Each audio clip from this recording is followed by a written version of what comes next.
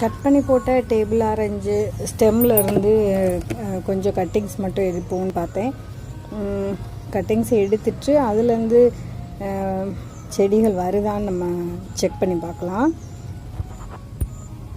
Okay, இது ஃபுல்லாக நான் இந்த பிரான்ச்சஸ் தேவையில்லாத பிரான்ச்சஸ்லாம் கட் பண்ணி தூர போட்டுட்டு இந்த பெரிய ஸ்டெம் மட்டும் நம்ம வைப்போம்.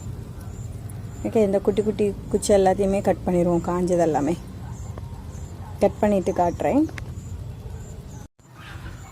டேபிள் ஆரஞ்சோட ஸ்டெம்ஸ் வந்து கொஞ்சம் அந்த சின்ன சின்ன குச்சி எல்லாமே கட் பண்ணி ஒரு 10-15 குச்சி மட்டும் வச்சுருக்கேன்.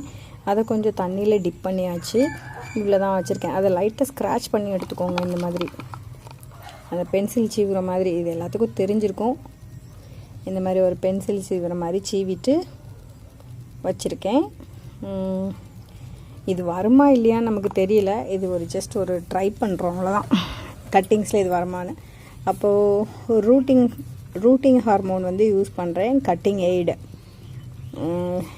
இதை வந்து யூஸ் பண்ணி நம்ம இந்த சின்ன பாட்டில் வச்சு வைப்போம்.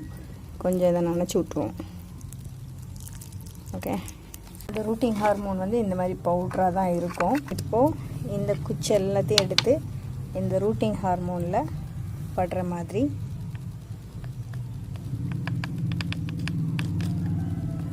ஃபுல்லாக டச் பண்ணிவிட்டு இதில் நட்டு வச்சுருவோம்.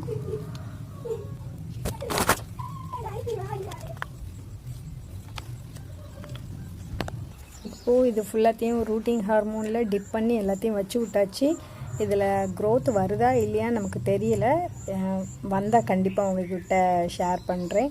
இந்த வீடியோ உங்களுக்கு பிடிச்சிருந்தா லைக் பண்ணுங்கள், சப்ஸ்கிரைப் பண்ணுங்கள். தேங்க்யூ.